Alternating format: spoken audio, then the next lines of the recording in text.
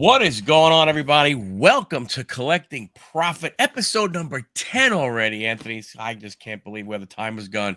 Actually, I think Two it's and a half 12. months. It's crazy, man. Crazy. So, hey, everybody, welcome to the show. We got a special guest, as you see below, Mr. Enfuego. I will let him introduce himself right after Anthony goes ahead and introduces himself. Anthony, how are you, sir? Doing great, man. Appreciate again, you having me as we switch back and forth every week. Again, just want to dive right into the guest because I'm super excited to get to know Mr. Enfuego a little bit more. But if anyone else would like to watch my videos, it's at Picksburgh, the same as it says on my name there. Next week's show will be on my channel. We're going to be talking with Mark Hipsley, who's from the Pittsburgh Card Show. So should be a pretty good show. But without further ado, we have an amazing guest on tonight, and I'm really excited to pick his brain about some things. So without further ado, Mr. Enfuego, would you like to just introduce yourself to the people that may not be familiar with your channel? Or sure. Well, first off, I appreciate Michael for inviting me on. I'm usually on the other side of the spectrum, having guests come onto our podcast, but being on this side, it's kind of like the hot seat. But yeah, Mr. Enfuego, I've been doing this YouTube thing for a little bit over a year now. Been collecting for as long as I've been living.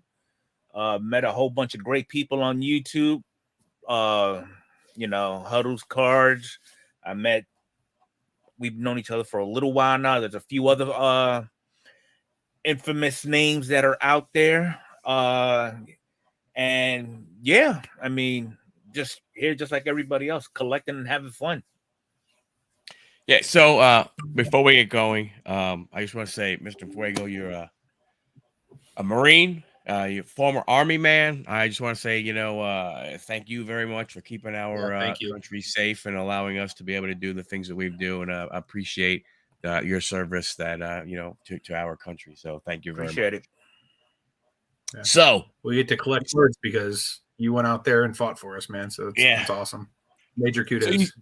So you said, you've been collecting forever. Has it been steady for you, or were there some brackets, some breaks? There was a break. So initially I got into, I guess, a toddler's version of collecting through my grandfather. He would be the one to take me to games, pick up packs of cards with the cardboard bubble gum in it. That was a quarter back then. And then up until he left to go to Puerto Rico about 10 years later, that's when I actually stopped. But I picked up again around 2011 when I just got back from my fourth and final deployment, and I've been consistent with it ever since. And are you strictly a baseball guy, or do you collect any other sports? Strictly baseball. Strictly baseball. What about baseball draws you to the collecting side as opposed to like any other sport? Is it just something you grew up on that you have a lot of nostalgia for?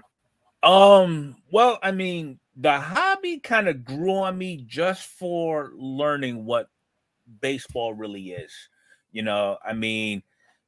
got your individuals that are all about history. They're all about just the sport within itself. Well, I like to take all that and combine it into one. From my collecting habits or my fetish for the sport is, the various historic events that are associated with the sport. Where did it come from? The significant names that brought baseball to what it is today.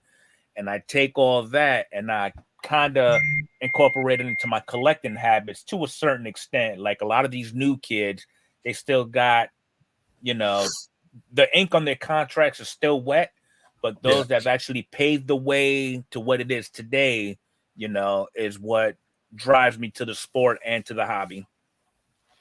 So who are some of like the favorite like guys you have like of all time that you like to collect?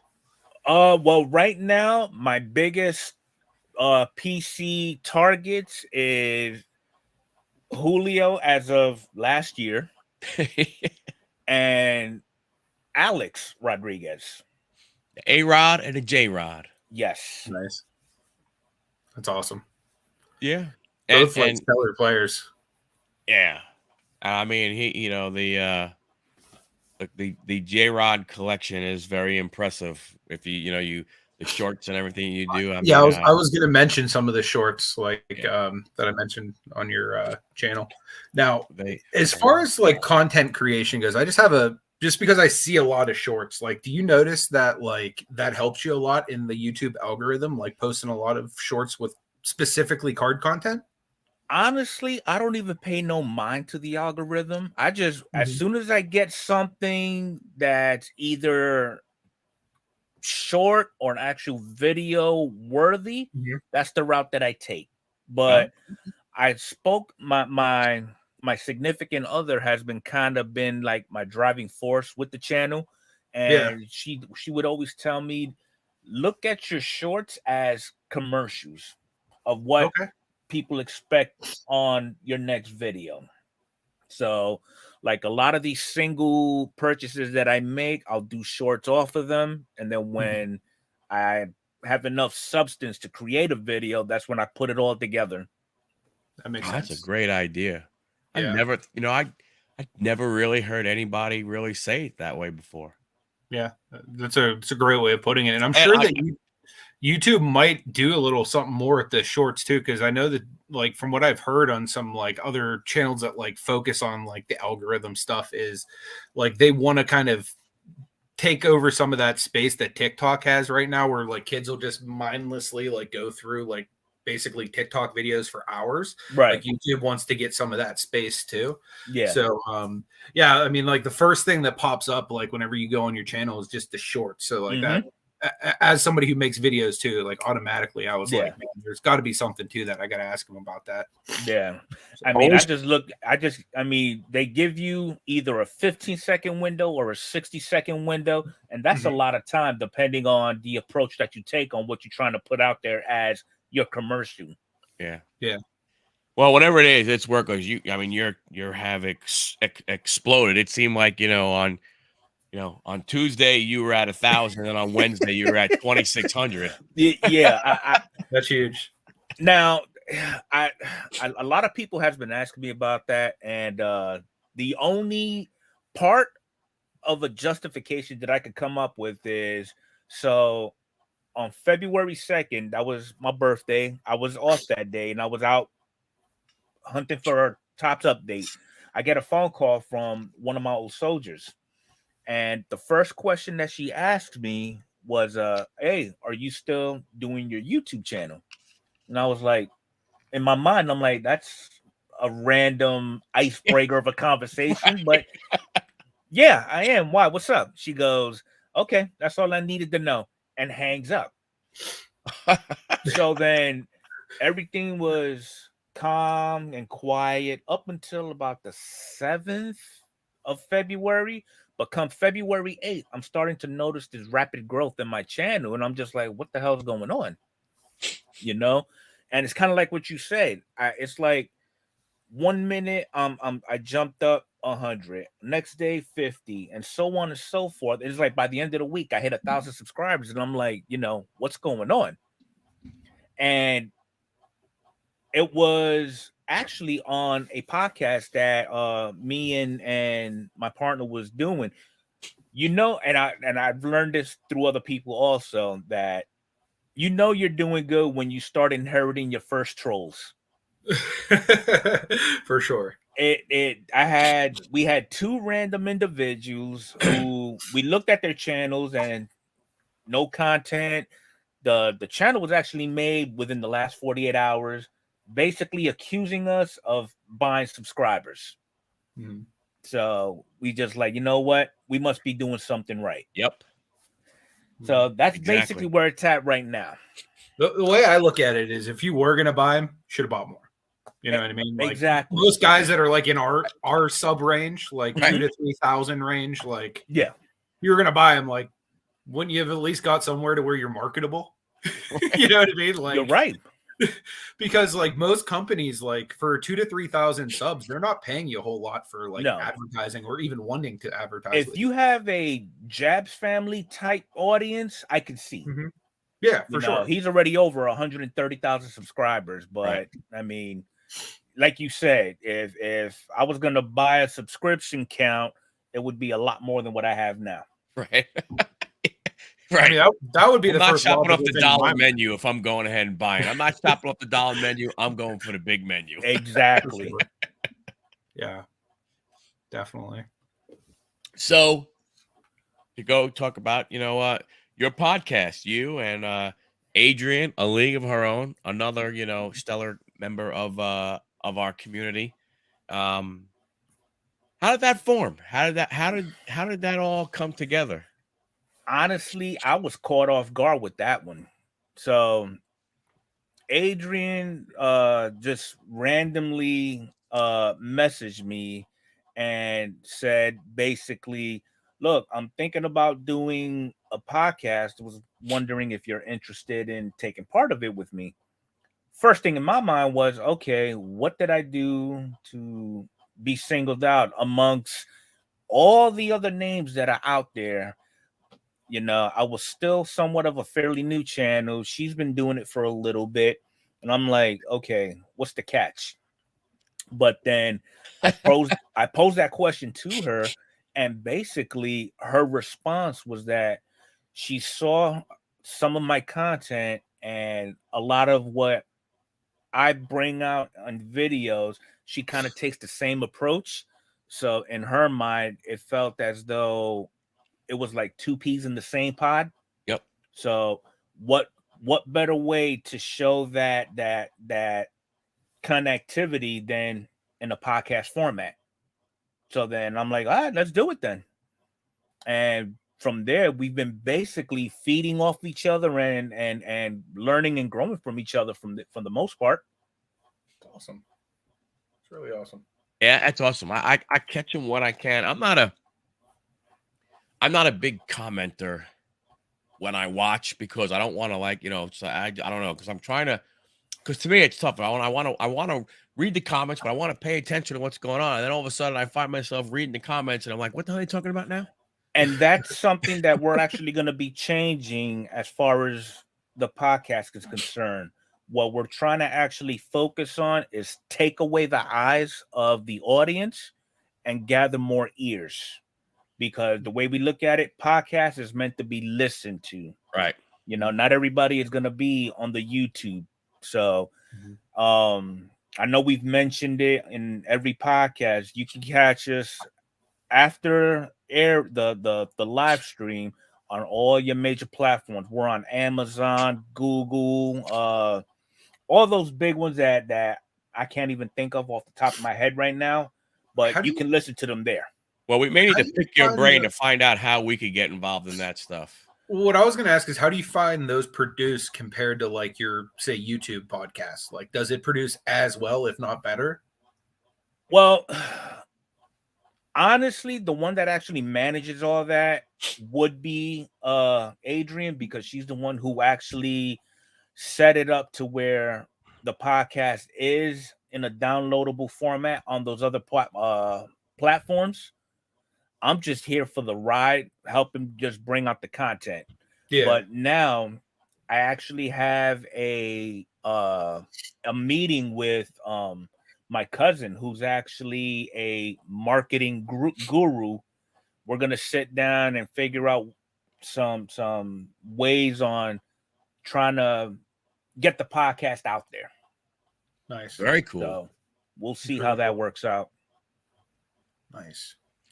Yeah, I mean, there's definitely a huge need for like good hobby podcasts, because I know like one thing for me, like I love listening to that type of stuff as I list cards, and it like motivates me to like actually sit there and bang stuff out when something like takes my mind away from what I'm actually doing. So yeah, there's definitely a need for it, man. So like I wish you all the luck in growing this thing as far as you can.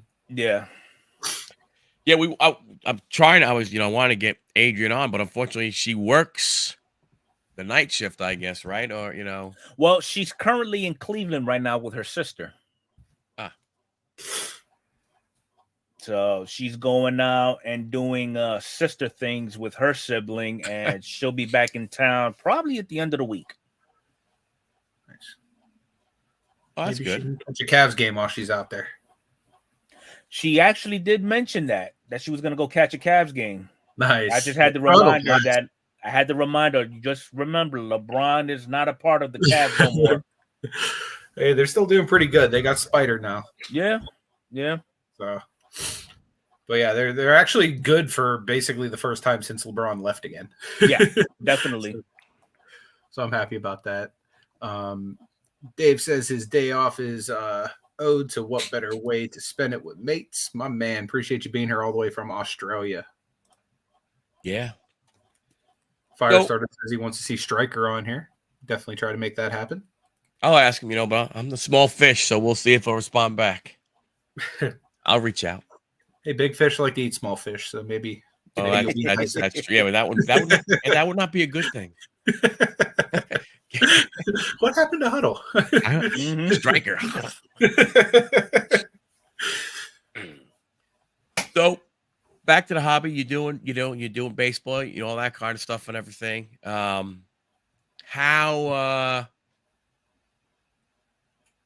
What is the best way that you like to, obtain your cards? Are you just one that will scan the internet, find it, and just buy it, or are you doing all a bunch, breaks and all boxing, ripping, all that kind of stuff? Well, normally I start out, if I'm targeting something for the very first time, I'll go with breaks. Okay, and the approach that I took with Julio, for example, when Update first came out, I'll get into this three hobby box break that he did. I will scoop up the Mariners, scoop up the Yankees as a backup because obviously I'm a Yankees fan, but I'll scoop up the Mariners for just to test the water, see what kind of Julios I get. Right. And out of that break, I pulled the rainbow foil, the gold debut out of 2022, the black gold, and a few others. So I was like, okay, I'm actually getting somewhere with this. So then I got into a bigger break with industry breakers, if you will. And they ended up opening up. And I believe I brought the invite to your attention too with Hit Seekers. Yeah. Picked up a few additions to the J-Rock collection. So then at that point, I was still trying to get into breaks to see if I could chase specific cards. But I saw that I wasn't getting nowhere with them. So I just decided, okay, the ones that I don't have and I can't get out of these breaks, because I noticed when a product first comes out, everything that you're looking for in it, you'll get it when it first releases. Right. Towards the middle of production of distro and towards the end when it starts drying out, good luck. I'll start surfing eBay and whatever it is that I'm looking for that I can see over there with it, which is within reason, I'll scoop up the table scraps over there, and then that's basically how I build my rainbow of the target that I'm actually going for. Now, as you collect him, right? Mm-hmm. Will you collect 2023? Well, I mean, so now is he becoming now? Was he just a rookie guy for you, or is he one of these guys where you're going to want to get second year, like all his cards as you move forward? That's what I'm focusing my collecting habits on. I like to get your prospects, your rookie, and your second year for pretty much all the big names. Okay. Or those individuals that are having those breakout years. Like with, let's just say, if when Miggy hit the Triple Crown, I'd go out and get something of his to show that he did get the Triple Crown. That'll be like a highlight for that year for me. I was just laughing at his comment there about loving your J Rod, and he said to keep it clean because we're a family show. Sorry, I have the mind of a 2-year-old. If it's even somewhat perverse, I'm gonna laugh. That's one thing that we learned in the military is the dark humor. I'm all for it. Yeah, like I still like am like a grown-up version of Beavis and Butthead sometimes. So like that just caught me. It's all good. One Yeah, thing, so where with John, with Mr. Fuego,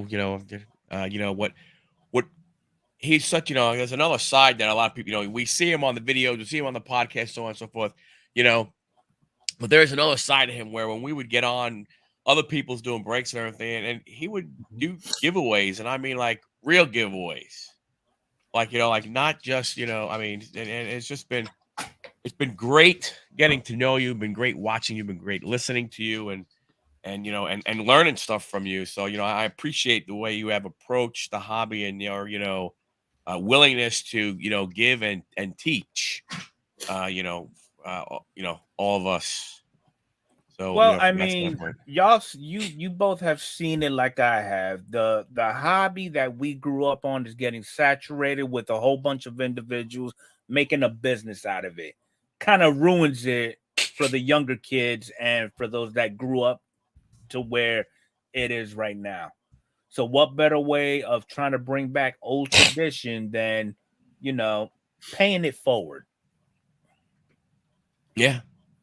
How do you so to go further with that? I mean, what do you think as you've seen the hobby from where we were, pandemic, to where we are now? Where do you think it's going to go? How with trying to buy it? Because who knows? I mean, I don't know what it like if the pandemic never happened. Where would the prices of some of these cards be? Would like you said, would this kit? I mean, look at the Jackson Holiday, the one that was pulled. They had the bounty, Yeah. 250,000. I mean, would that have happened if there was no pandemic? No, I don't think so. I mean, I think the pandemic forced a lot of people. This is their way of working from home, if you will. They used this opportunity while they was on lockdown to find something that'll keep them busy during the lockdown. What better way than it's either going to be video gaming or collecting cardboard?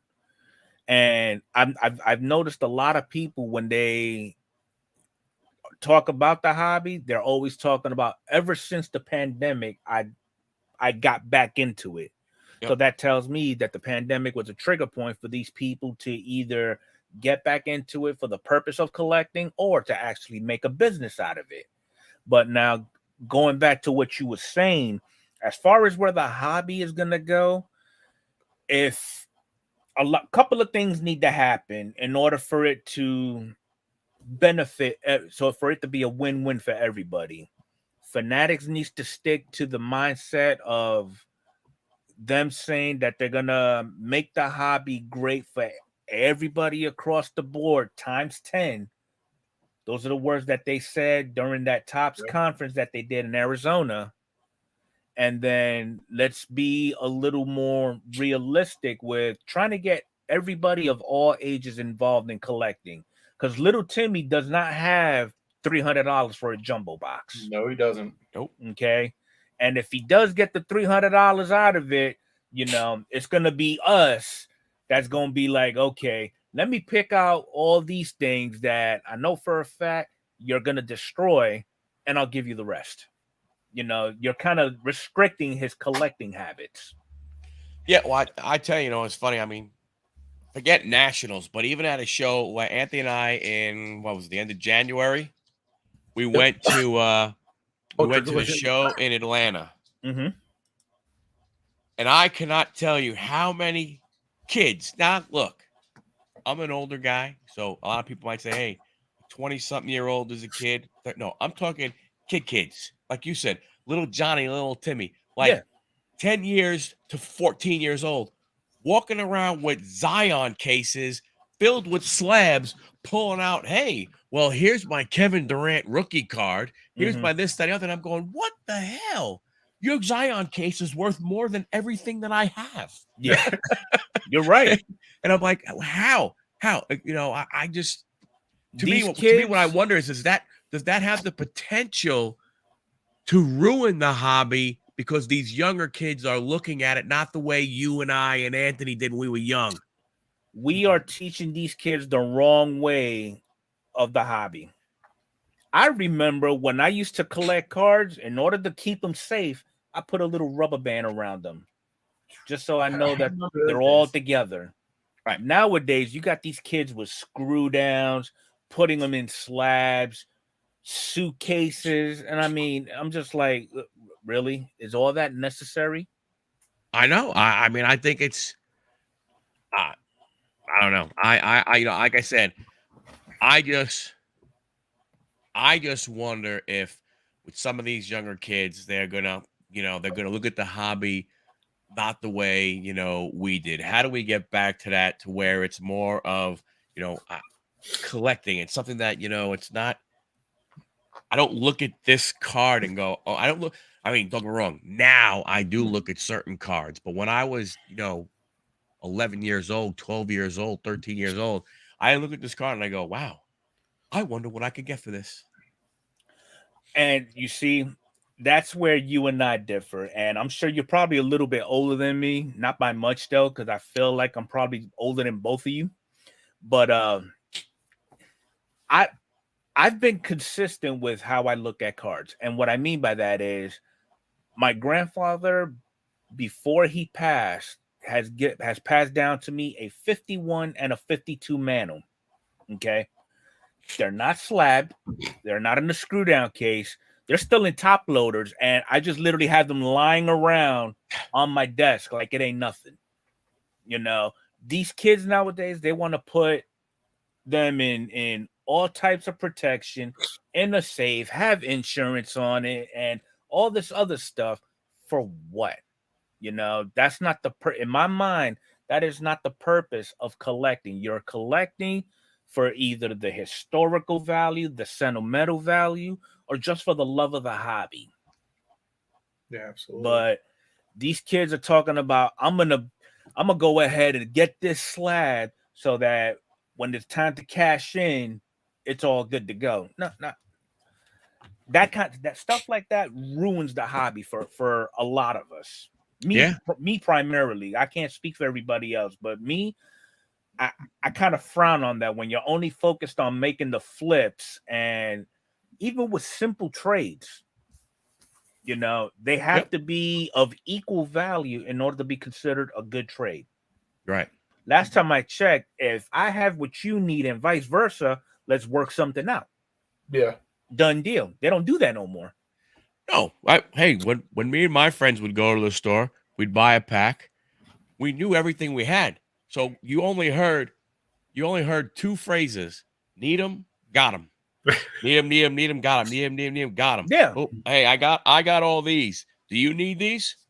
I need these 3. Okay, cool. Do you need? Oh yeah, I need these 2. All right, cool. Thanks. Mm-hmm. And that was it. It wasn't like, excuse me, this guy is a potential Hall of Famer. He's not worth those 2 cards. You need to give me 4 cards. No, it was here. You need them. Here you go. Yeah. Boom. If you had nothing that I needed, that's the way it went. Who cared? Right. Yeah. You know, it was It truly. still is with me and Marty for the most part. Only he gives me most of the cards. I mean, No, it's I mean, like it was collecting. It was a hobby. It has become. I business. just got my daughter interested in the sport of baseball and the collecting of within the hobby within the last 10 years. Okay. She'll tell you her favorite player would be the same player that is my favorite player, but she'll always get the jersey number wrong. That's just the way she is. But, you know, I try to teach her what I learned from my grandfather on the collecting. And I mean, she knows there's people out there that looks at any opportunity to make a flip or earn a buck or two on it. But, you know, she said if she was to ever get seriously involved with the hobby like I am, she would actually use flipping methods in order to better her collecting habits, if that makes sense, which is Yeah. what I'm doing. Yeah, I do the same thing. You know, if I have a whole bunch of stuff that does not fit in my PC and I know people like this stuff, Mm-hmm. I'm gonna get it out there so that I can get whatever it is I need to fill in for my personal collection. So, No, it's the right way to, to approach it. right. It's definitely the right way to approach it and everything, and I don't know. I mean, I do have some concerns of the hobby because from both perspectives, yes, we hear about fanatics and all the things they want to do. Mm-hmm. But then I wonder, you know, one company having it's and it's different. People will go, well, back in the day, Tops had basketball and hockey and football and baseball. They had everything. And look what happened. And I think times are different now. The hobby's not what it was when that happened. Right. Now all of a sudden you just wonder, you know, what does it look like when Fanatics has everything? Well, I can tell That's you what I'm one afraid thing. of. I can tell you one thing. There's gonna be one standard. Okay. And what I mean by that is we know Panini is infamous with parallel designs. We know Tops is all about what? Print runs, so on and so forth. If you take what Tops strength is, what Panini's strength is, and combine them under one and keep it to one standard, you really can't go wrong. You got to take all the extra hands out of the cookie jar in order for it to be successful. Yeah. No, True. that's true. I mean, it's going to be interesting. I mean, it's like going to it. be growing pains. It's not going to happen overnight. I see improvement at least within the next 5 to 10 years once they officially take over. Do you think quality control is going to be better under Fanatics? That's like one thing that I'm like super concerned about because I know Panini's quality control is just hot garbage as of lately. I would think that depends on what product it is. Do they need help with QC? Yeah, because I mean Panini is infamous for having piss poor quality. Tops is not too far behind. We saw that with Tops Chrome update. Okay. But I think and to be quite honest, I mean, if they have the better resources or they just refine everything and just start from not necessarily start from scratch, but just find ways to make it better and consistent, you have that person who QCs the guy who's responsible for QCing. Yeah. So, I mean, there's nothing wrong with additional checks and balances. Yeah, definitely. I mean, I like their view on redemptions. Mm-hmm. I like, that it's not tied to a card, but some of the other things, you get an Instagram follow by, Mike Trout or, something, thing or, those types of, I like that idea. Yeah. I could never understand redemptions. I mean, like to me, it's like, you have this autograph card, gold, blah, blah, blah. There's only 10 of them. I don't understand. Why don't you have all 10? Give them to the player. You have all 10 signed and you have them in a vault somewhere back at the place. Somebody does a redemption. You go there. Oh, Julio Rodriguez, numbered 1 to 10. You just pick, I don't know, you reach in and go grab one. Who cares what number it is? You put it in and you send it out. You know why they don't do that? Because it makes sense. And if it makes sense, a lot of people won't do it. I mean, I was in the same boat. So in Hit Seekers Breaks, I pulled a Julio Rodriguez redemption. Okay. It took me almost 5 months. I just got it back within the last week. Okay. I pulled it during I think it was October or whatnot. And I probably would have got it sooner if it weren't for Julio deciding to be marketed in a way where it kind of prolonged a lot of us who pulled those redemptions. Right. I mean, the kid went out and started marketing Series 1 by cooking, being a guest on The Bachelor, painting. Yeah. I mean, and I was getting told about it throughout the rest of the car community. Hey, Julio is painting now, right? I'm like, that's why he keeps doing all this. I'm never gonna get my redemption in time. Yeah.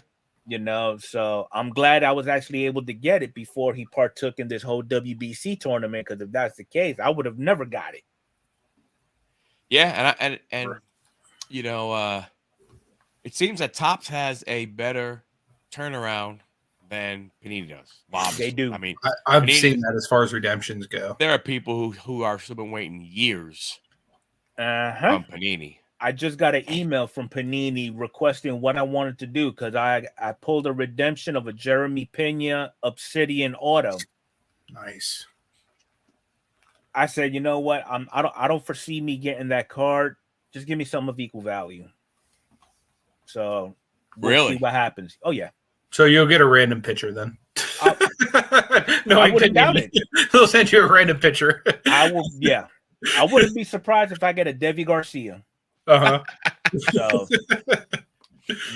but yeah, Panini, they completely ruined the redemption train for collectors, and their customer service sucks.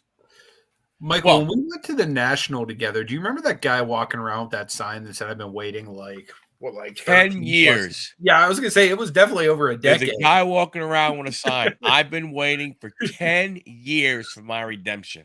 And now that was 2 years ago, so it's been like 12. Now he's a dozen years. That is insane. Oh, I don't, I don't get it. I mean, here's the thing. Like you think about, okay, so think about it from not a baseball side, but from a basketball and a football side with Panini. Mm-hmm. Any, LaMelo Ball. Think about the money that those people spent to get in those breaks, to get that, and then that redemption card, and poof. Dude, think of it even worse. Right now, Marty's waiting on a Ja Morant auto. Like, think of how valuable that would have been, like, even a month ago. Right. Well, here's the thing, though. But he should have time to sign now.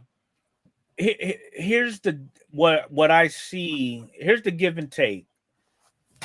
Football and basketball have the licensing with Panini for their products. So yes, it's going to command a premium.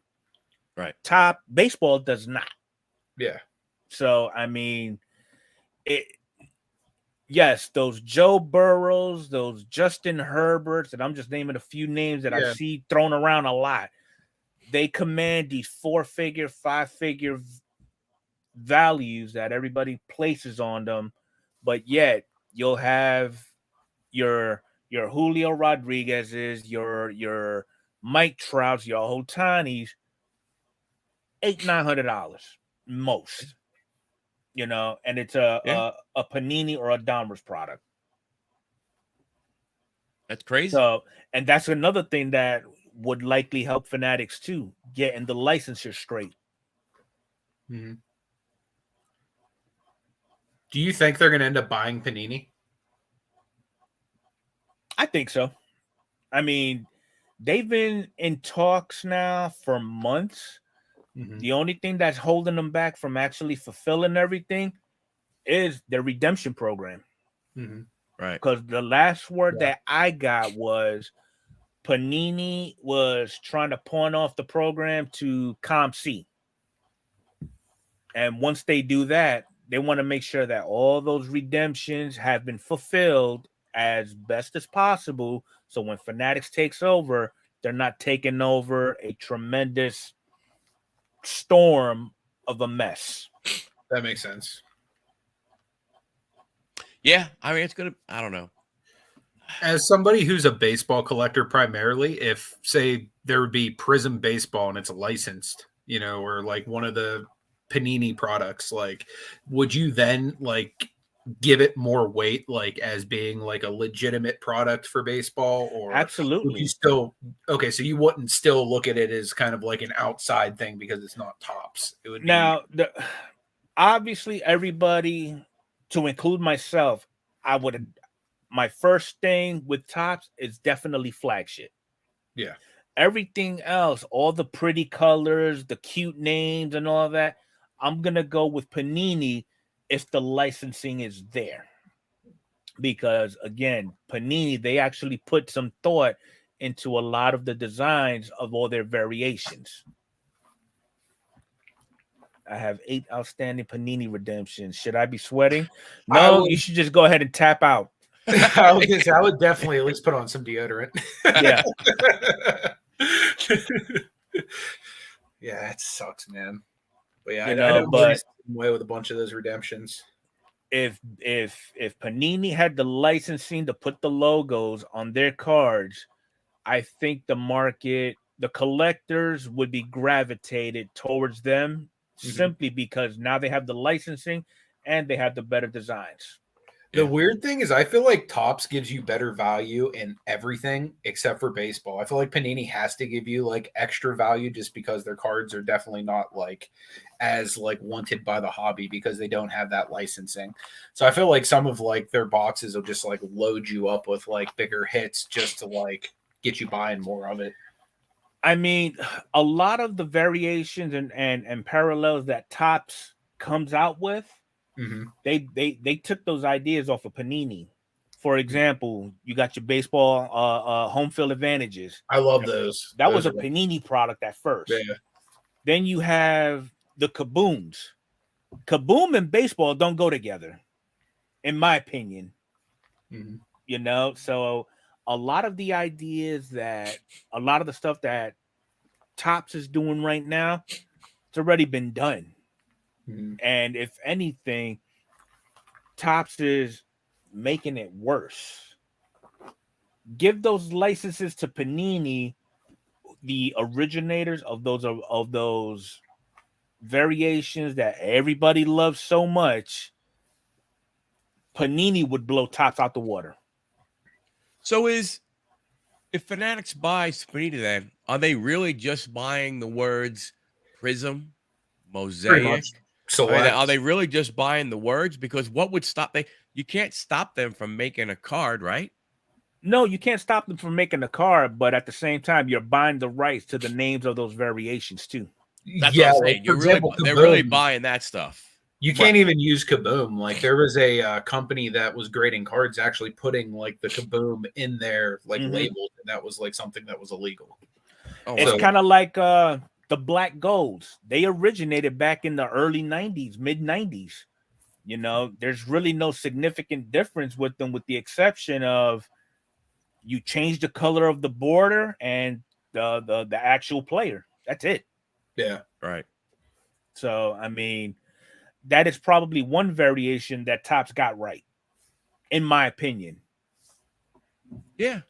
No, like I said, I just, I don't know. I just, like I said, my concern is how and that goes back to what I said. You take when Fanatics takes both companies and make them into one. You take Topps strength, you take Panini strength, make them your own, and standardize. Don't make a standard for one side of the house and one standard for another side. Keep it all consistent so that everybody's on the same sheet of music. Yeah. Oh, that's true. I mean, that's definitely the right way, to go about it. I mean, if you're Fanatics, I guess, what do you?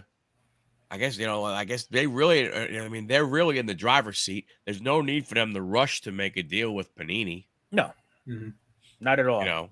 I mean, they might, so, I mean, but if you're thinking Panini, if you want to go ahead and sell and you want to think about it, you may have to come to them sooner rather than later, because all of a sudden you lose basketball, you lose football, your reason for going there doesn't not that much.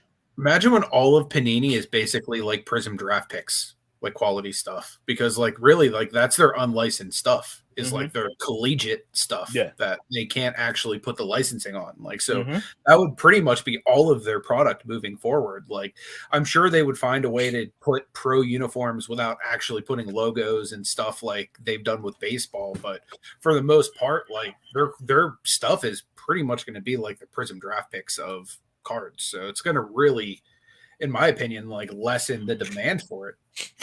I wouldn't want it much personally. So, and I think once Fanatics is officially taken over, they gotta they gotta cut a lot of the fat on the variations of products that's coming out.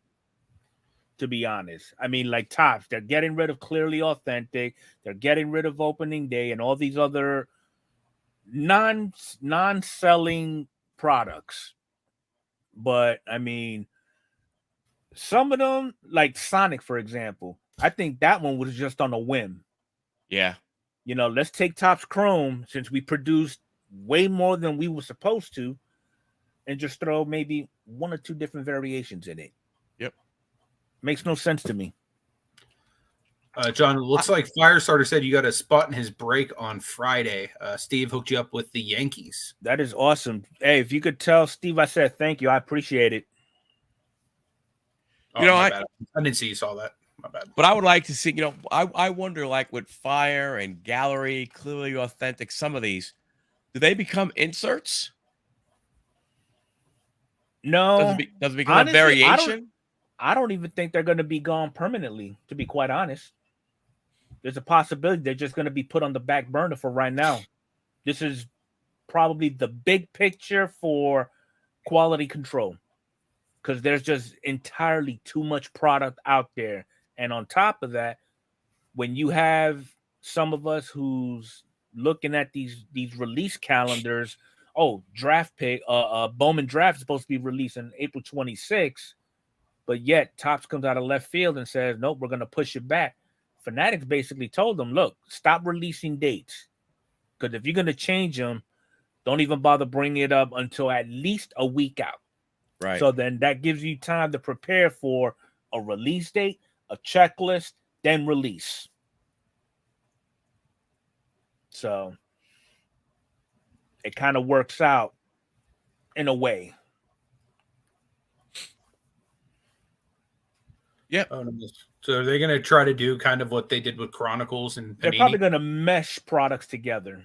That would make a lot of sense. Because if you're getting rid of it and there's demand, like I know Michael said, some of those sets that they're doing away with, he actually really liked.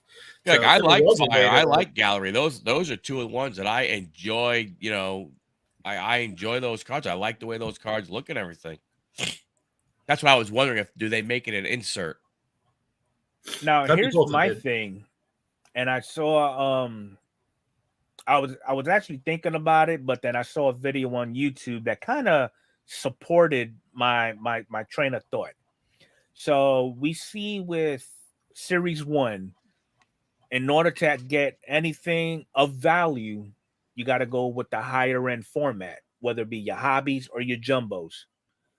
I was thinking at one point prior to this whole thing, why not put different sets in different formats? For example, if you're looking for completing the home field advantage checklist, you could find them in blasters. You want the black golds? Get them in the hanger boxes. If you want strictly autos or numbered autos, come on over here to Hobby. Don't throw everything in those bigger end formats, because kind of like what I said, Timmy don't have $300 for a jumbo box, right? Let alone $150 for a hobby. Mm-hmm. You keep doing what you're doing and try to give the impression of wiping out retail. You're taking half the collecting market with it. If you think stuff's sitting on the shelf now, if people all of a sudden realize they got no shot at getting any hit, the only way that product's going to sell, blasters better be going down to like $9.99, because that's the only way they're going to sell. Because if you have no shot at getting anything decent, right? What's the sense? You're right. I mean, I'm pretty sure you guys seen it in your Walmarts or your Walgreens or whatnot. these baseball products that neither sponsored by Topps, Panini, none of that. It's like Billy's baseball boxes, and it Right. comes with random packs. Yeah. Because just to entertain it, I ended up buying 2 boxes of that stuff. It was $4.99. Can't beat it. Right. But the packs were from the junk wax era years and maybe early 2000s. Got a whole bunch of nothing.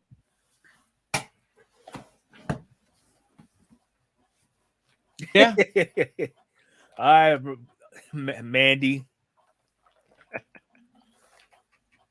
Yeah. I don't know. I just. And the stuff that they used to fill those products is stuff that just didn't sell when they first released.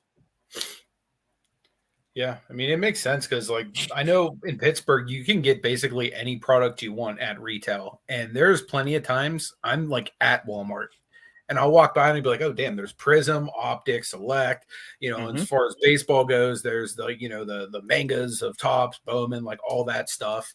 Right. And it's like, man, do I even want to get anything right now? You know what I mean? Like, most of the time I get a little bit of fatigue because, especially at retail, there's really only so much you're going to hit. Mm-hmm. Exactly. That's what I mean. So, and like Andy says, that the prices are just ridiculous. Or when the product first comes out, you just buy a metric ton of it, like certain individuals that pump out these videos. Like I know for a fact, Step in the Box, big suspect. He's still breaking Topps update. I think he did a video where he said he broke into 500 hangers, 300 blasters, and he's still going through blasters as we speak. Now, just imagine a blaster box at $25 a pop, and you broke about 300. I know if that happened in my household, I would not have a household to hold that stuff in. For sure. Well, what you figure with the number of hangers? What is that? $8,000 or so on hangers minimum. That's just hangers. Yeah. Well, I mean, Don, that might be the new, that might be the new relic, sock relic. Yeah, exactly. Or jockstrap, whatever. Yeah. Whatever the new thing is. Could you imagine like getting a jockstrap like relic card? Like if that was a thing. Like I would imagine that'd have to be the one of one. I'm not gonna lie. If they was to do cut auto jockstrap 101s, they would definitely have to be a name of significance. A Babe Ruth, a Ty Cobb. I'll be a Randy Johnson. Wouldn't that be like so fitting? It's a big unit. Yeah.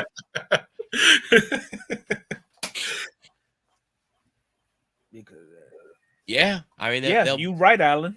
Yeah, completely agree. Which is why they're somewhat taking the right steps and cutting a lot of these products out too. Mm-hmm. Yeah, in Australia, they don't even see it, and that's another headache. You got all these scalpers that meet the restock boy or girl at your Target, at your Walmart. Don't even let the person finish restocking. Don't worry, we'll stock it for you. Or here's my fake badge. I work for Walmart. Just give it here. We'll stock it up for you.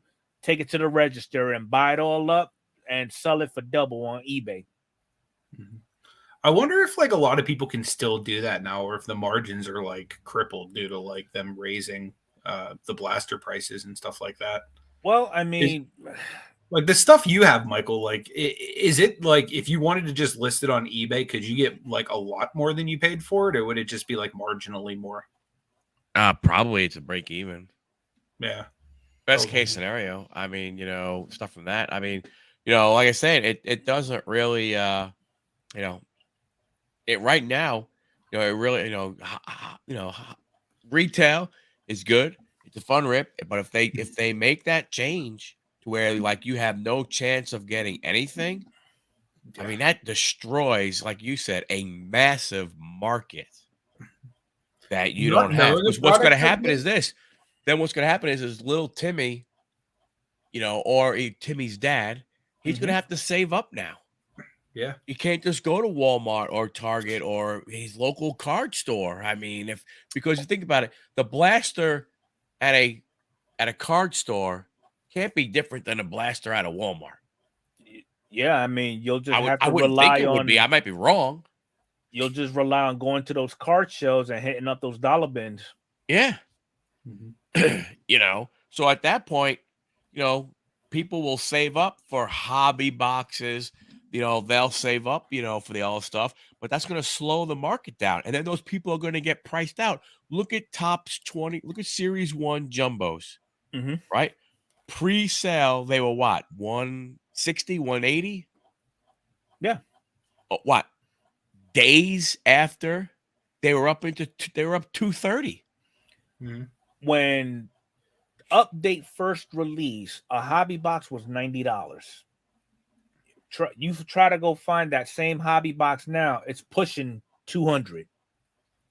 Because now Tops just now realized how good of a product that really was. I feel like they do that anytime there's a product that like gives you more value than like they, I guess, originally intended. They tend to raise the price as it ages. Of course, yeah. Like obviously any product, like if you get an older product that has a good class in, it's going to be valuable. They did it with 11. They did it with 17, Uh-huh. 18, and 19, and now 22. Yeah, I've been noticing that a lot. And then on some products that like just don't move as well, I've been noticing them kind of dropping the other way. Mm-hmm. They have no choice. They have to. Mhm. I mean, otherwise, it's like, my gosh. I mean, look at Chronicles draft picks for basketball. That product came out, it seems like a year ago, and you still see it on Walmart's shelves. Yeah. It's crazy to see like even like the wrestling market, for example, like just how much like that wax pricing has gone down. You think of like where the Prism boxes were like $2,000 at one point, and like just on Black Friday, Burbank was selling them for under 200, which is like literally 10% of what they were when they came out. It's insane. Yeah. Wow, look at that. Magic the Gathering, adding a 1 of 1. There will only be 1 in the set. Mm-hmm. Now that's wow. $100,000 awesome. bounty already. That's really cool. So that's awesome. So now those prices are going to go through the roof. Yep. I mean, Yu-Gi-Oh was in the same boat. They started out mid 90s. Nobody really paid any attention to them until somebody found some type of marketing opportunity, and now it blew up. You got your Yu-Gi-Oh, your Pokemon. Oh my God, Pokemon is insane. Yep. You find that product in places you would never expect to find them. Oh, I know. Like, I go to my local barber shop and they're selling Pokemon cards. I'm like, really? So you're gonna offer a fade and a pack of cards? I kind of want to go to your barbershop now. Shaving a pack special. Yeah. No, but you're right, Andy. That's what's going to happen. With the pricing, no, you can't get it. That's what's going to happen. And people are going to go to eBay and they're going to buy it that way. Yeah. Otherwise, what's going to happen is you're going to have that one. You're going to have to save up, maybe buy a hobby box, or maybe save up to get, let's say, 2 hobby boxes. And you're going to hope that if you're a set builder, you hope you can build the set out of those 2 boxes. Mm-hmm. Oh, but then you have to wait for Series 2. Oh, but then you have to wait for update. Yeah. But here's the ones that would be so hard nowadays. Like I remember you could literally build a set close to a full set out of 1 box. But then again, we didn't have all the parallels we have today. Right. You know what I mean? But like it's insane now. Like to really like if you were to say every single set that comes out, I'm going to complete it, like you would have to be super rich or you would go bankrupt really fast. And another thing that I'm noticing with a lot of these youngsters is if they're looking for a particular player or a variation to a set, it has to fit a sub criteria. Meaning, if they don't have the money to buy that PSA 10 raw, Mike Trout, for example, they'll go with the raw, but it has to fit a criteria to be minimum PSA 9. or they Right. just don't want it. I mean, whether it's a 9 or it grades a 5, you just completed a set. Who cares? Right. Mm-hmm. If you need it for the set, that tells me you're not looking to flip it for anything that's going to stay with you. You know, Right. but a lot of these kids, they're too wrapped up in associating dollar figures with this cardboard, and I mean it's really ruining the hobby for a lot. You Yeah, know, that's what I was saying earlier. Like truly wonder, as these kids that we're seeing walking around the shows now with these Zion boxes filled Mhm. with slabs, you know, and they think along those lines. That's the way it is. Well, hey, this one is 350 on Mhm. eBay right now. Oh, this one right here is 450 on eBay right now. If they're thinking that way, to me, then they're automatically, it's a business to them. They are already in a business mindset. They are not in a collecting hobby mindset. Do you well, think you do got some folks that are probably older than us who have issues with ruining the hobby also. I mean, how many times have any of you gentlemen gone to a show and you see a whole bunch of vintage that is raw, and on that sticker it has a ridiculous number on it, but the letters BV in that sticker? What book are you probably basing that price off of? the 1990 Beckett? Right. You know, I mean, you it's I get it. You it's hard to teach an old dog new tricks, but you got to catch up, Gramps. Everybody's on internet. You need to put the typewriter away. Right. You know, so but it's it's it's like it's damned if you do, damned if you don't. There's really no median to make everybody happy. So, No, you're right. question for you both, actually. Going back to these kids that are walking around with these cases, $100,000 cards in there. Now, keep in mind they're kids. Like, do you think this is something that could be driving people out of the hobby? Like, getting in here expecting to make a ton of money off of these cards, maybe buying graded cards at like the top of the market. Like, oh, Burrow's really hot. Let's buy him now. And maybe it's like right at the peak of Burrow, and then obviously maybe he gets hurt or eliminated from the playoffs, and boom, there goes prices. Like, do you think that's something that, with such an emphasis on I'm going to make so much money doing this, that when people either don't make a bunch of money, or B, even worse, lose a bunch of money, do you think that's something that's going to make them just kind of leave the hobby? I don't think it's gonna make them leave the hobby, because I know a lot of these kids who are in those predicaments where they do have these gem mint burrows or trouts or whatever the case may be. That could be a tool to build a fan base with those that are in the same age group. Oh man, Timmy is cool because he has all these. I want to be like Timmy and hang out with him so that I could be, maybe he can help me get to where he's at someday.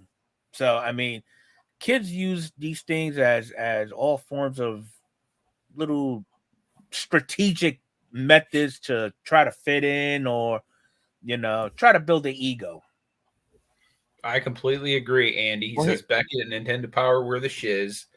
Yeah, I actually I'm pretty sure I had a subscription to, actually, I was a Tough Stuff guy. I wasn't really, Beckett, you had to buy one per sport. Tough Stuff gave you all 4 major sports. So I was more of a Tough Stuff guy, but I had a subscription to both of those as well.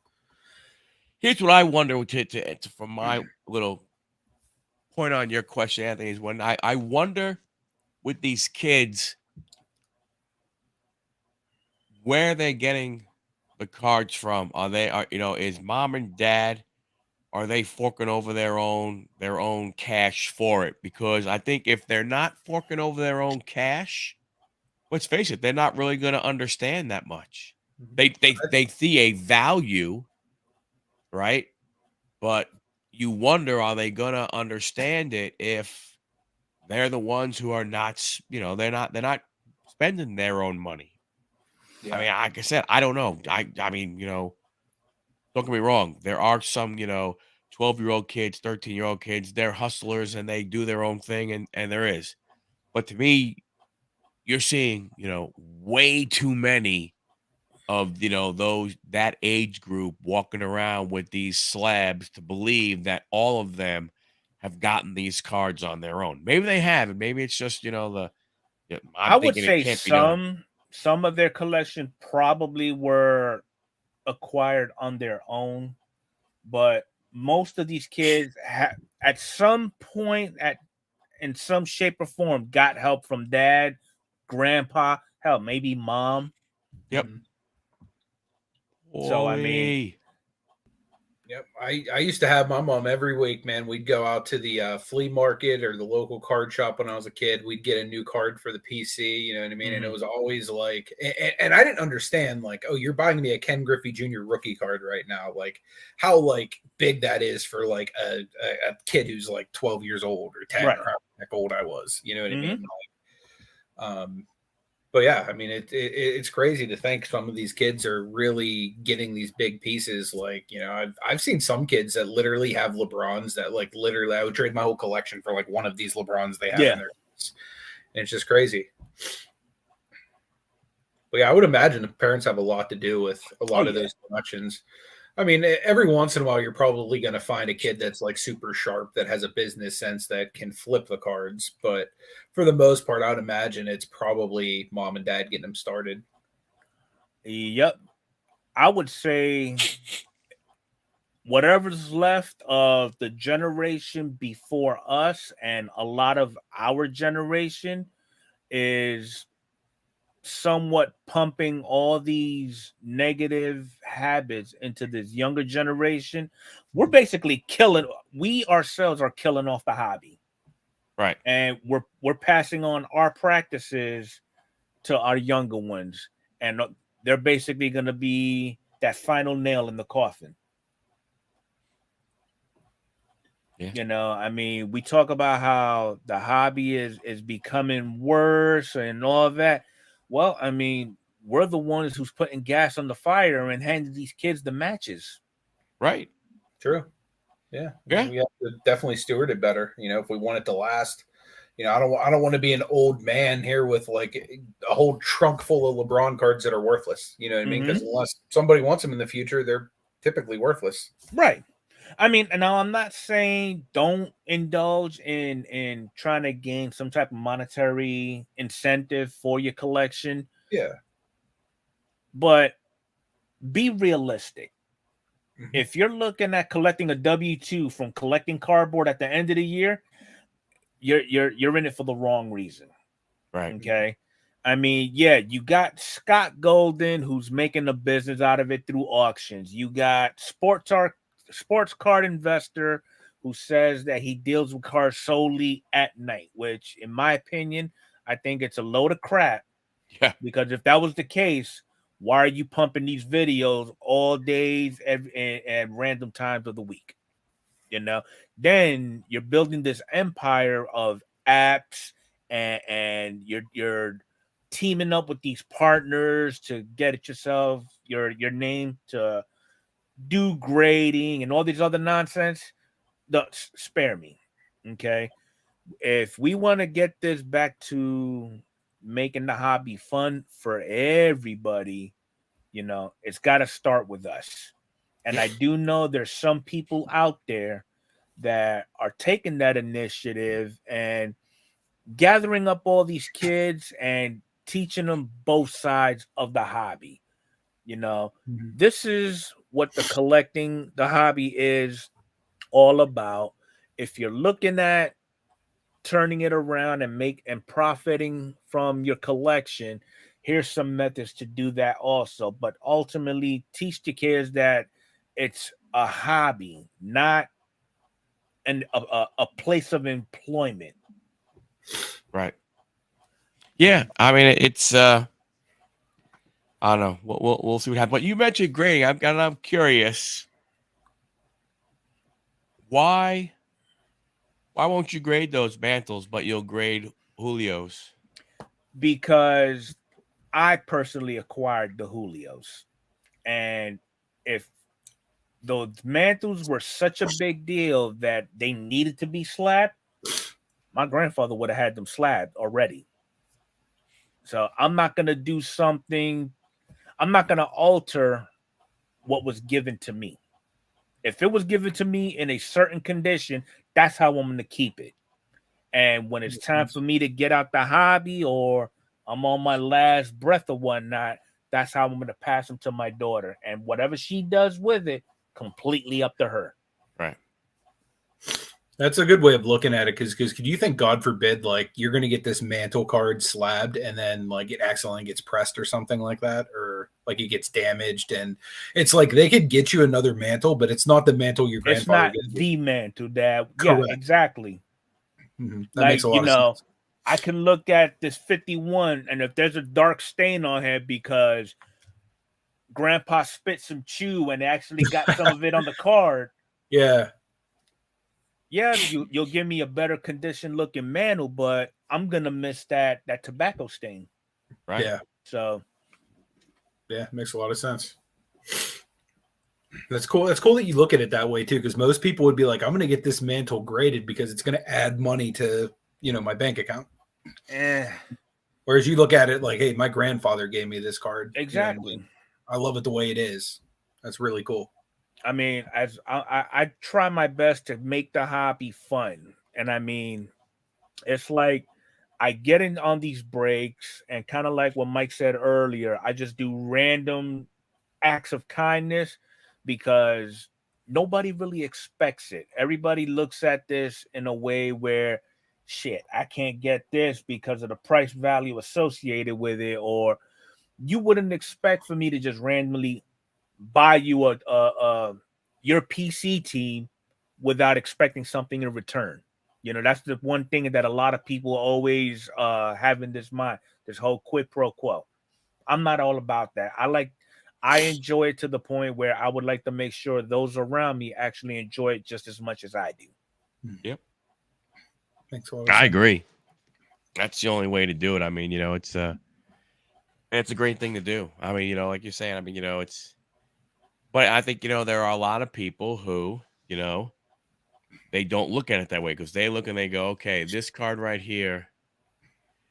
Yeah, I know this isn't, I don't know, I know this is, a rookie card of, Johnny's team, and Johnny likes his player, but man, this is probably a $15 card.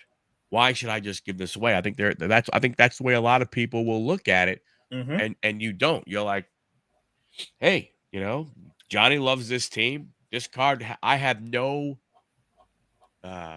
connection, emotional connect. Like, this isn't my favorite team. It's not my favorite player. So at that point, it's just a piece of cardboard. Why don't I give it to somebody who's going to appreciate it for what it is, Exactly. and appreciate the gesture. So it's like a double appreciation. They appreciate you giving up a card that they look at and go, oh my gosh, he gave me this guy's rookie card. Holy cow. And it doesn't even have to be an actual card. Perfect example. There was one point in time recently, I texted Adrian and I asked her just randomly, hey, do you by any chance have any Ricky Henderson ink? Because I was scrolling through eBay trying to see if I could find something that would attract my attention. But then at the same time, I saw this 8x10 autograph of Ricky Henderson. And when I saw that, it clicked. This is Adrian's favorite player, and he's in the right uniform. I didn't care about the price associated with it. I knew for a fact if I was to pull the trigger on it, it would go to a good home. For sure. So I ended up picking it up. I had it sent directly to Adrian, and what made me feel I did the right thing was the expression on her face when she opened it up. And that's really all that matters with the hobby. Just you have something, or you can get something that may not necessarily fit your needs or your wants, but somebody who would cherish it just as much as you would cherish something that they had that you could not obtain. If you're able to just obtain it and send it to them, you know, that's a score within itself. Yep. But apparently a lot of people don't do that. They look at it as, okay, I'm going to go ahead and gift this $200 RPA so that when this person gets into a break, they'll think of me when they pull something just as big or maybe a little bit bigger and send it my way. That makes sense. Yeah, I mean that's another. You're right. That's another thing, man. Hey, I'll trade you and stuff like that. I mean, you need this, I need that. Boom, there you go. Yep. And don't look at I mean, it's like, man, it's a card, that I of a player, that I want. The value is not, gigantic. But who cares? I mean, it shouldn't be about the value. It should be about, like you said, like Dom said, just share the hobby. That's how we are gonna go ahead and help prevent, it from being from dying and necessarily just, sharing as much as you can. That's the way, to do it. Yeah, definitely. I mean, it's that's what's so weird. It's so easy. And look, hey, I'm not gonna lie. I find myself, doing that sometimes also. Like if I'm getting a break and if you know, I usually go for, the New York Mets, but Dom does also. So if I look, Dom has, sometimes I go and say, okay, hey, what team could I possibly get, that maybe has some value? I will look at that to see if there is a little bit of value there, to go ahead and see if can I get something out of it. I mean, I don't think there's anything wrong looking at it that way. A lot of people do look at it that way, but then it's like, at the end of the day, I don't really give a crap. Hey, give all those cards to so and so. I don't really care. And that's how I look at it when I buy into breaks. If I've got what I'm looking to get out of that break, and I see that the break is struggling to sell out, I'll buy up a few extra teams. But what I'll keep in mind, Mike likes the Red Sox, Jose likes the Marlins, or I'll buy up all those teams that are still open with them in mind, and I'll be like, okay, Mike, I'm buying all these teams from you. Please make sure that they go to this person, that person, so on and so forth. So that way, again, it goes back to everybody wins.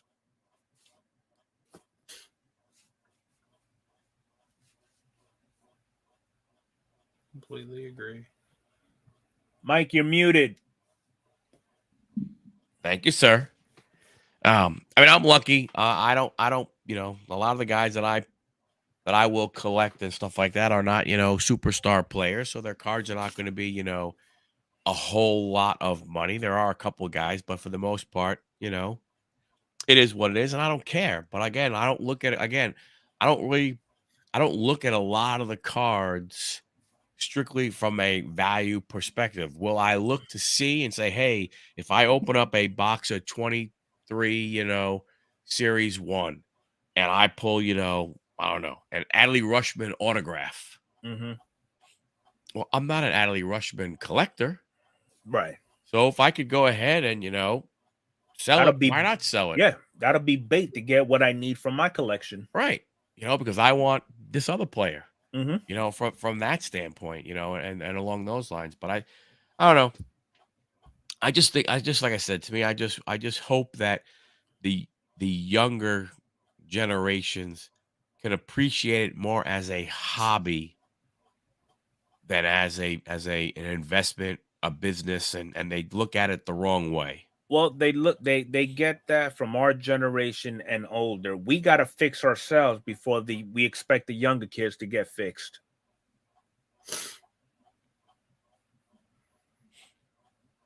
Yeah, so I just shared that for Dave, but anybody else, that goes for anybody. Anybody's ever looking to make trades, I'm always looking for LeBron cards, and most of my non-PC is on my eBay store. There's like 1,600 cards in there. So anyone's interested in any of them, we can make some trades. But DM me on Instagram so that way I don't get kicked off of eBay. Which I'll put that in there too. If anybody does want to trade, feel free to hit me up on Instagram anytime. Yeah, pretty much any. It could be a turd with LeBron on it. I'd probably trade you for it.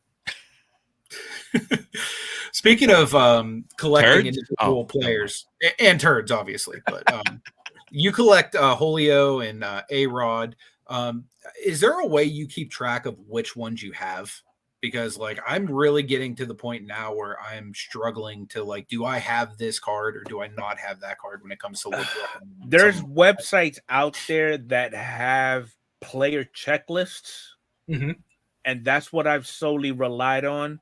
Like there is a checklist that I've built from the ground up on Alex Rodriguez cards that I know for a fact I probably barely scratched the surface.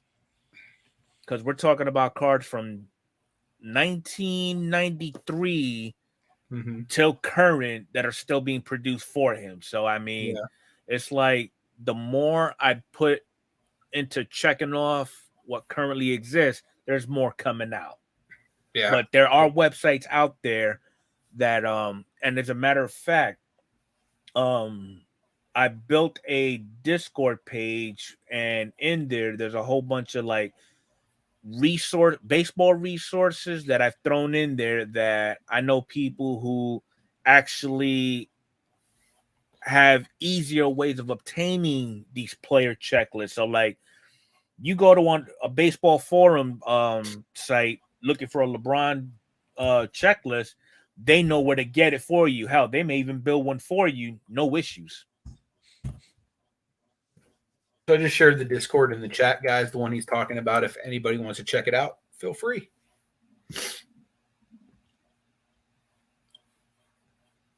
Did you join, Anthony? Not yet. I'm going to, though. I'm always so worried because, like, a few times we'll be doing shows, and then out of nowhere, I'm clicking to try to get links to share for the guest, and then out of nowhere, videos start playing and it just, like, ruins the flow of the show. So I'm always clicking links. But yeah, I definitely will go and join after the show. But now, I'm not like super active on Discord, but like I do enjoy being part of community with people. And that's the thing. I'm guilty. I'm not as active as I like to be, but I went into building that Discord not just for baseball, but your hockey, your football, your stuff that you wouldn't even expect. You know, and how I like to gather, well, not necessarily gather, how I build that page is I like to get ideas from what the community would like to see on that Discord.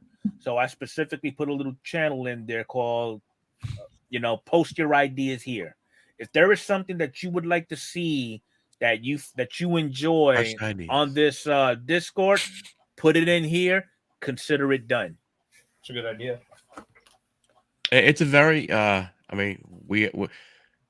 is a very active Discord. What's good about it is that pretty much 99% of the time, it stays on point, right? It's not one of those ones where all of a sudden people start talking about, hey, last night I went to the bar and got smashed. It's really a card community one, and everybody basically is just, it's about cards. It's about sports. It's about the hobby. It's, hey, helping each other out, promoting sales, promoting videos, dropping the links and so on, for social, so on and so forth. Then, hey, I'm looking for this. I'm looking for that. Anybody have any of this? Anybody have any of that? And stuff like that. So it really is a very active Discord that really everybody in there is like, focused on the hobby. It's not one of those ones and we where support each other in our collecting habits. Right. It's not all of a sudden a favorite movies channel doesn't come up for no freaking reason whatsoever. It stays on point. That's awesome. It is an awesome Discord. Yeah, I'm definitely gonna have to join. Yeah. I don't think there are many Pirates fans. I mean, are there many Pirates fans? Honestly, all it takes is one. Believe it or not, we actually found a Colorado Rocky fan. Ah, nice. So, I mean, guess they're there's a out fan there. for everything. Yeah. Yeah. Good night, Alan. All right, Alan. Have a Have good a one. great one. Good night, brother. More Pirates fans than Kings fans. Well, that might be Probably. Pittsburgh's a pretty loyal town. It is. Pirates were good at one point. We just, I guess, stopped caring about them like a while ago. See, Kenny likes the Buccos. My man, I'm a Pirates fan as well. They're really the only team I actually follow outside of like whatever's on Sports Center from time to time. But Only thing that I find any interest with the Pirates, Roberto Clemente. I love it's my favorite player of all time, man. I love Roberto, man. Okay. He like literally died helping people. Yeah, I love that about him. exactly. Yeah. Yeah, as a guy who obviously was not in it for fame and fortune. No. He was in it to give back to his home country. That's it. Mm-hmm. Yep.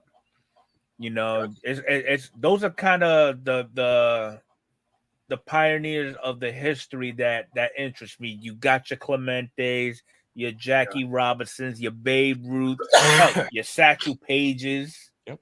Yeah. So, yeah, I'm surprised there hasn't been a Clemente movie yet because there's been like a Babe Ruth movie. There's been like movies about other baseball players. There actually has been a movie in Puerto Rico though. Okay. They got their own little Spanish version. Okay. And it was more of a documentary, you know, kind of like what they do with all major figureheads. But it would be nice to see an actual movie like they did with Babe Ruth when they used John Goodman. Yeah, for sure. That would be awesome. Yeah, Clemente is like such a legend though, man. He like is. everywhere, but I mean, there's so much like nostalgia just going around the city. Like I think of this one building that's just on the north side of Pittsburgh. I think it's like a restaurant, but it's like a huge mural of Clemente on it. Mm-hmm. Every time you drive by, it's just amazing. You know, despite him not putting up numbers like today's players or players of the past, he did enough to, you know, not only get into the hall, but he was also a cherished person outside of the game also. Yep. Mm-hmm. Absolutely. Yeah. Yeah, unfortunately, it's guys like that who, those are the guys that, need to be celebrated more because it was more than baseball for them. Yeah. Mm-hmm. And stuff like that. And I'm not getting me wrong. I'm not saying that the guys from today, but I'm not saying that, but I mean, a guy like that, upper level. There's one more level for a guy like him. We need more Clementes of today. Yeah. You know, I mean, we've like you said, we've got some out there, but what's one more gonna hurt? There's always room for more. Yep. Yeah. Yeah. Hopefully he's a Pirate. Man, I'm happy with Key Bryan and Cruz. We got some nice young guys coming up. That's awesome, Kenny. Yeah, Stargell is the man too. I have a autograph of Stargell and a bat relic of Stargell from like National Treasures, which is not like obviously not licensed, but it's super cool. It's like an actual piece of bat that he used. Big My question. holy grail, believe it or not, happens to be my Alex Rodriguez rookie card. I've got his actual SP authentic, and I just recently picked up the die cut also. Oh, wow. Was there something that drew you to A-Rod? Was it like the last name thing, or was it just like he was an amazing player? Well, number one, we do share the same last name. Number two, my favorite number was 13. Mm-hmm. Number three, he's from literally my old neighborhood. Well, we grew up in the same environment. Mm-hmm. You know, so it was little things like that actually drove me to follow him the way I did. Yeah. And it's in a way that's kind of like the same route that I took with Julio as well. You know, they both started on the Mariners, and that's basically where it started for me. But, you know, Julio was a different thing. It's kind of like a a flavor of the month for right now. Yeah. But with Alex, I've been a groupie since day one. Mm-hmm. Yeah, I mean, I've always just loved that dude's swagger, man. He's always had that, just like, I'm the best dude in the room, like, sort of appeal to him. Like, I'm probably gonna be one of the few who believe he will make the Hall of Fame. It may not be in the next 8 years. It may be in the Veterans Committee. He will get his chance. I hope he does, man. Like, he was definitely, in my opinion, a good enough player to make it. Like, he's like one of them players that, like, you think of like a generation, like from the 90s. If I'm thinking of like rookie cards of like players I want to look for in 90s with baseball, right? It's like him and Jeter are like the two main ones that I'm looking for mainly, right? Like, I mean, it's early 90s, I should say.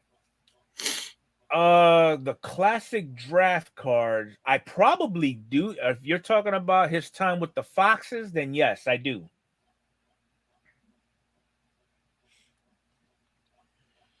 Yeah, being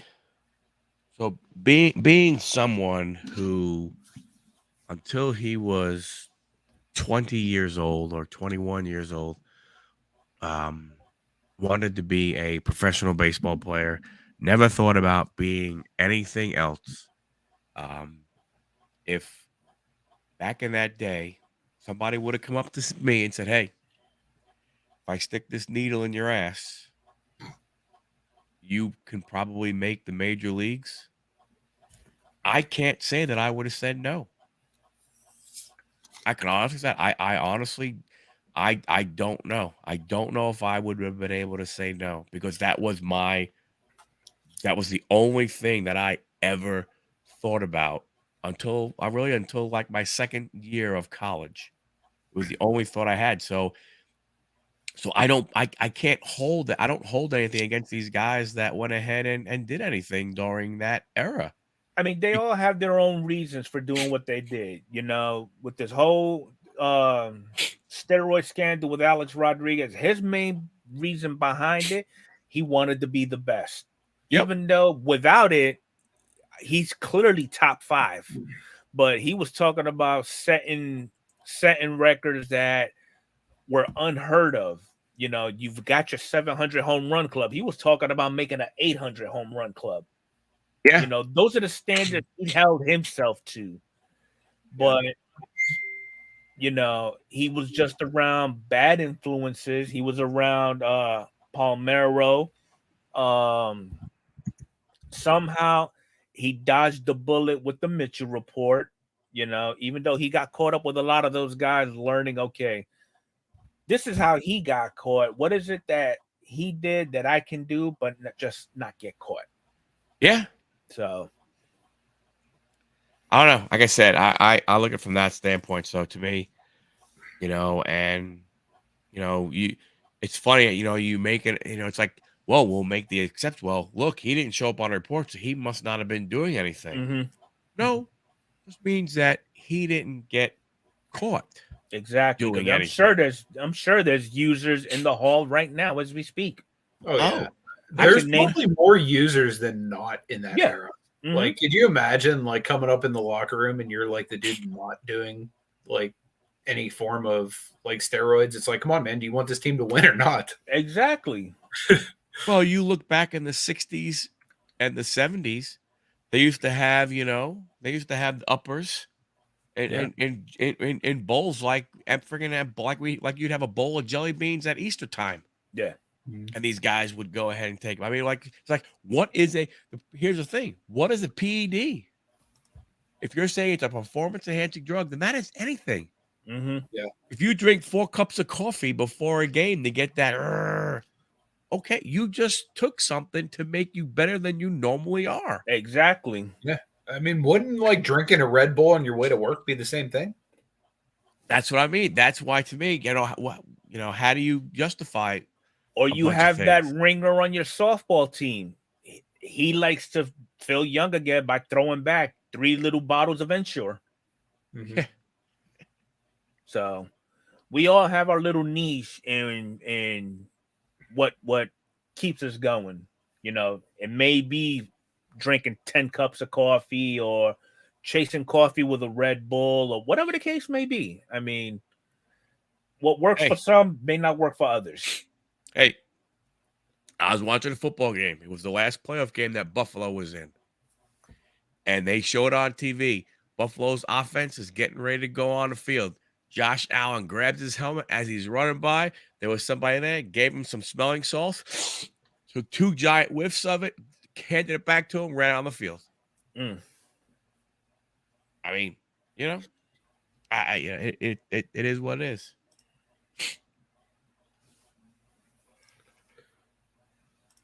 Figure what, yeah.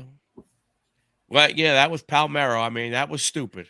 That's just being dumb. I never did anything, and then boom, a week later you get nailed. Yeah. You know, that's just being stupid. Uh-huh. That's thinking, hey, I'm above it. No one's ever gonna find out that it's me. Nope, wrong. Bam. You got hosed, brother. So well, Mr. Fuego, we have kept you. We've got an hour and 35. Man, these shows go so damn fast. They really do. Holy cow. It's hard getting used to it because, you know, we're trying to respect everybody's time. So I'm sorry if we kept you longer than. Thank you very much. This has been really awesome. Thank you so much. Yeah, I appreciate the opportunity. Coming on. So as we go ahead and let's get ready to wrap it up. Thank you, Dom. Appreciate it, man. Thank you so much for coming out again as always. I did say hi to Rafi here a couple of years ago, but wanted to say hello. Let me know because the Ranger, he was great. He was great. But hey, Mr. Fuego, what do you got going on? We can tell people about your channel. You want to say anything as we go ahead well, and let you go? now, myself to include a few other members of the car community, there's a YouTube channel out there that supports everybody that we currently deal with in the community. All right, it's called the Car Community Inc. And that channel was created just under a year ago, and there's only 2 videos out on there. It's kind of like it was put in the wayside, but we're trying to get everybody back on the same sheet so we could go ahead and build up that channel to where it should be. And it's basically in support of a member's son's little league team. So anything that we do in regards to sponsoring these kids that love the sport just like we did when we was their age, it's going to go on that channel, whether it's breaks, giveaways, you know, special videos that are focused on the group as a whole will go on that specific channel. Nice. So that's what we're actually coming up with. And as far as me personally, this Saturday we have another episode of the Baseball Junkies podcast coming up, episode 19. And that's pretty much it, really. Yeah. We should have talked about this more at the beginning. We'll have to maybe do this again and really talk about the whole Car Community Inc. thing.